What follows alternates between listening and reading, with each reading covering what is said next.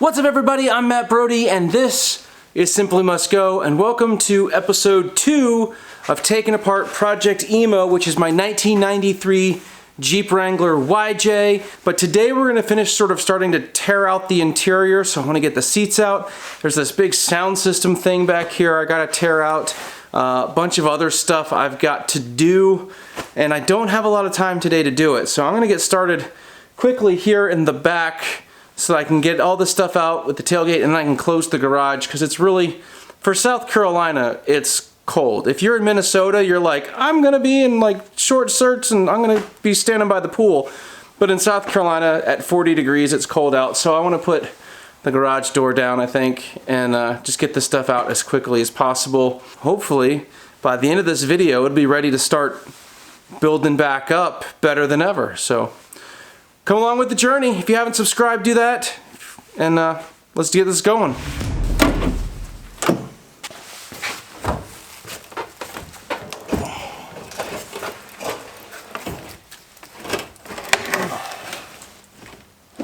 So you never really know what you're going to find when you start tearing apart an old used vehicle, particularly a Jeep like this. So that rear bench seat, not connected in any way, shape, or form to the tub. So the front brackets that hold the seat in the front that it pivots on, those are completely gone, they're missing. And then there's no mounts in the back where it kind of locks into the tub. So if you're familiar with how a YJ's back seat kind of works, it folds up and then it locks into these little brackets on the side of the tub. Those are not there, so that whole seat was just sitting there, covering up this amplifier. I think the ground cable is welded, and then they put like rhino lining or the bed liner on top of that, and the amplifier's not like mounted in any way, it's just loose there. So the only thing really keeping the amplifier from sliding around was the welded ground wire. Anyway, it's funny, but it's all gotta go. It's all gotta go. And we gotta clean out the tub because it's filthy. On to more things.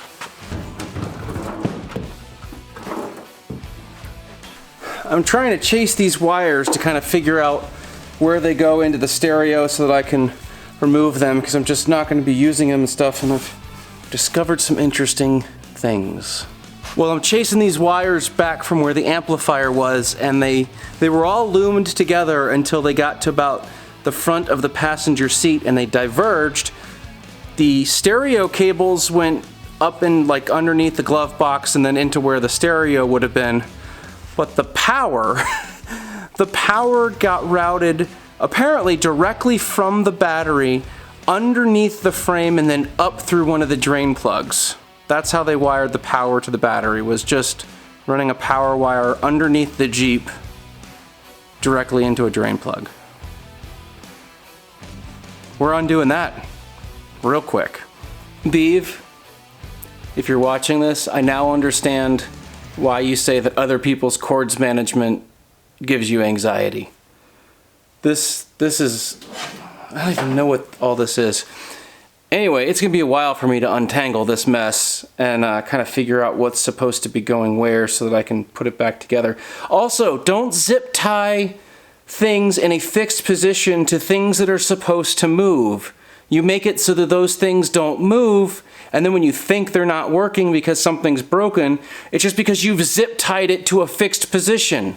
All right, I managed to get all of this undone and decoupled and cut, and yeah, this is trash.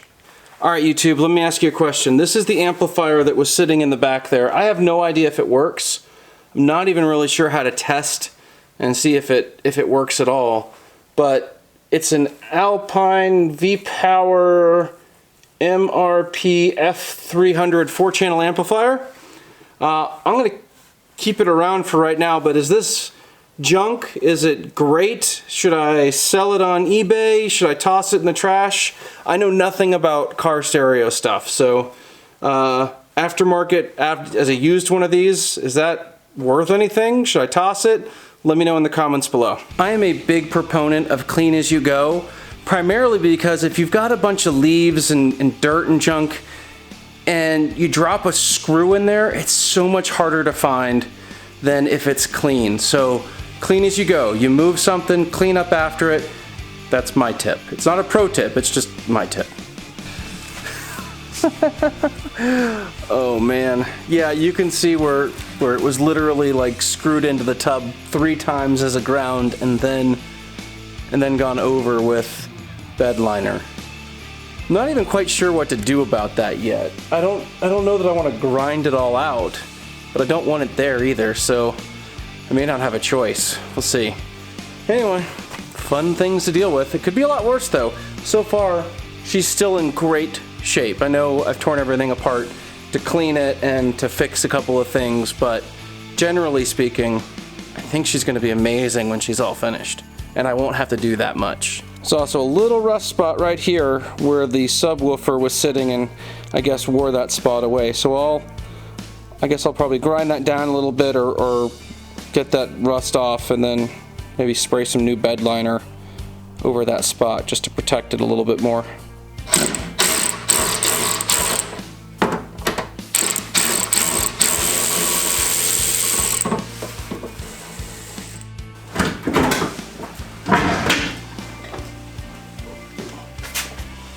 Two things. If you're wondering why I took the seat out, and I'm going to take the other seat out in just a second, it's because part of what today's plan is replacing or at least taking out the seat belt. It doesn't work. It doesn't retract. It is completely dead in the full out position. So I need to put new seat belts in. And yes, I could do that with the seat still in it. This is just way easier. And I also wanted to kind of clean up all this stuff and just get the bed completely empty so I can completely clean the bed and make sure there's no other issues and stuff like that. So I'm also hoping to put new seats in, and I'd have to mount those seats on this frame, which meant taking those seats out also. So this is sort of a preliminary step to all of that.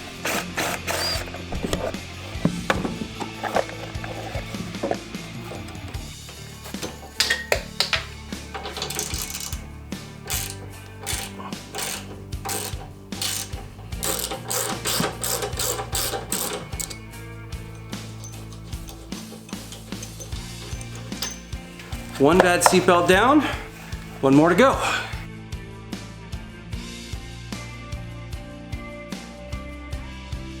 All right, so the Jeep is about as gutted as I'm gonna get it. I'm gonna leave the center console there just because I don't feel like taking it out, and there's no need for me to take it out.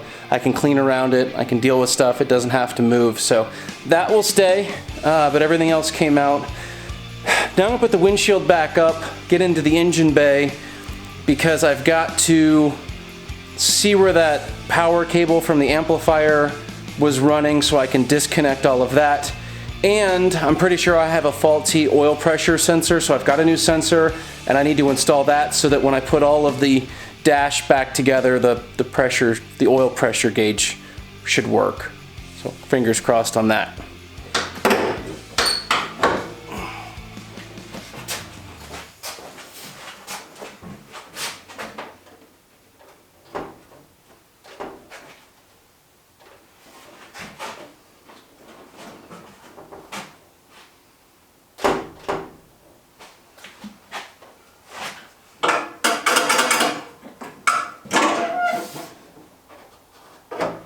So I believe this is the line.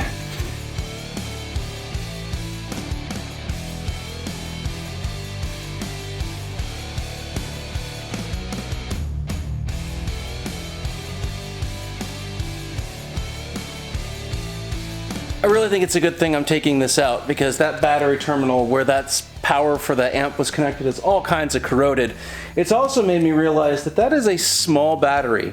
That is not a full-size battery, particularly for a Jeep like this that's going to end up running lights and a winch and stuff, so I'm going to have to add bigger battery to the list of things for this now. Still, not too bad. There's no major shockers. There's some rust and some worn away, I guess they're body mount spacers, I guess, that are all rusted away and probably need to be replaced. So those things I'm going to have to deal with too, but this is still fairly mundane stuff, but really important things I think to do for the longevity of the Jeep. Really? that nut is ground down to a smooth circle. Like, it's just, like, you can tell, like, it's got wrench marks in it where people have grabbed and turned it. Just replace the freaking nut.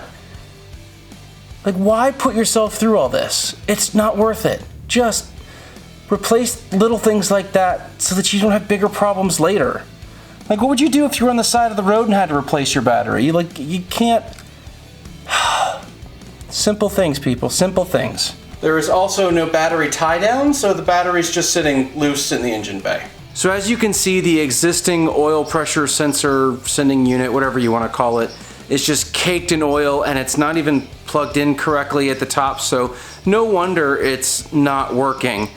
So this is a new one, and in order to get this in and actually to get the other one out, there's a special socket that you have to get, and I happen to already have it because it's one of the first things that I ended up having to do on Sue, so I already have it. But anyway, it'll go right in there and let me screw it in. So hopefully this won't be too challenging of a job given that you have the right tool.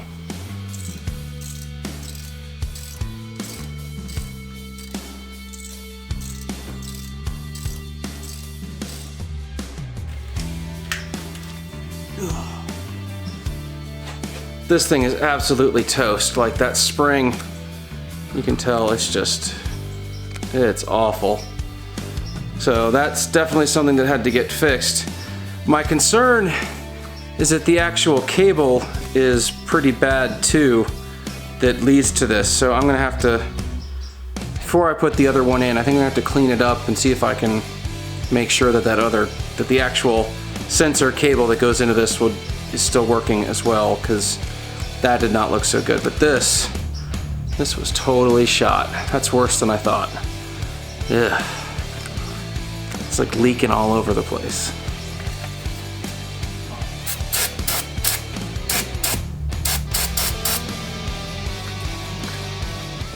So all I did there was just hit it with some brake clean to really clean off all the extra oil and gunk and stuff, and then reconnected I guess it's the gasket to the plug. I don't know what you call that, but I got it all back into one solid looking piece. So I think I can put the new one in, plug that in, and we should be good to go.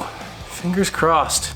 One eternity later. I've been struggle bussing getting the sensor, and because of the height of the Jeep and a couple other things, and I just don't have any room behind me here to like stand on anything and get over it. Like, I just can't seem to find a good angle to get it started.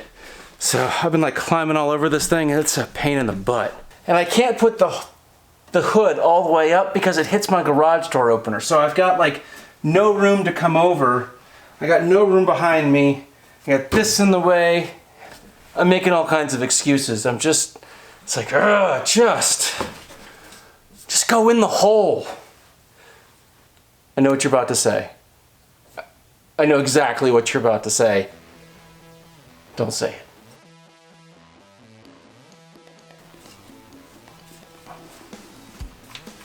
No,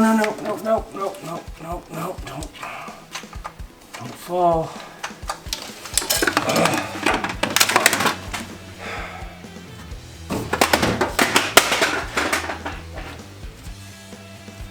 The light wasn't doing me any help anyway.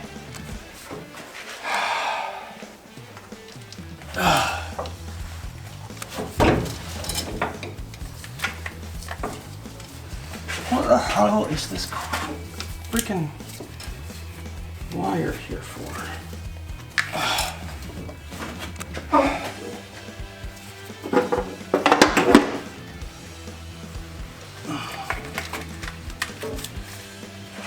If I could just get over like half a foot. Like, I can't do that. All right, I rigged up some bungee cords to hold it up that way, so it's not against the windshield frame, but it'll hold it up, I hope. I can see it. I can see exactly where it is. It's sitting right on top of it, just spinning, and I cannot get it to catch. And I just don't understand. It's just catch on something.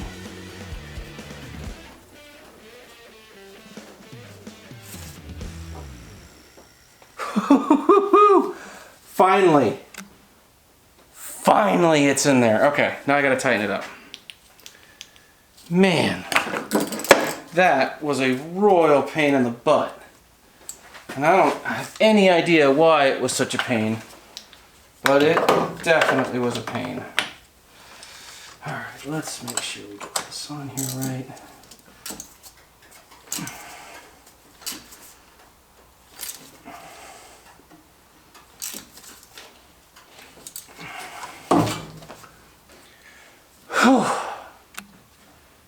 All right, I think we're done. I think we're calling it a night after that. That pissed me off. But it's all back together. It looks really clean. I guess we'll find out if that was the issue once we get the rest of the Jeep put back together. All right, guys, that's gonna do it for today. It is late. That oil sending pressure unit, whatever that is called, took a lot longer than I anticipated it taking. And so anyway, I got a lot done today. I got the seats out. I got all the electrical stuff from the speaker system stuff out. Got this pressure oil sending unit, I can't even think now, whatever that's called, done. So anyway, it was a very productive day, but if you have any questions about Project Emo, any ideas, anything else that you want me to look at, any particular things that you think I should do with this, let me know in the comments down below. If there's something that you see me doing and you're like, if you had, I don't have hair to pull out, but if you have hair to pull out going, don't do that, let me know that in the comments too. I appreciate it. I am not a mechanic. I am learning all of this as I go. So some things I'm probably gonna do wrong, some things I'm probably gonna do right, and some things I'm gonna learn the hard way, I have a feeling. But anyway, come along with this journey. Again, if you haven't subscribed, I would love to have you here. Not only do we work on these Jeeps, but we go out on overlanding adventures. We go to all the cool Jeep events and all that kind of stuff. So if you're into Jeeps, if you're into overlanding, if you're into old mechanic stuff, come along and I'd love to have you here. And until next time, God bless, and we will see you in the next video, which should be soon because there's still a lot more to do with this thing. So see you later, guys. Peace.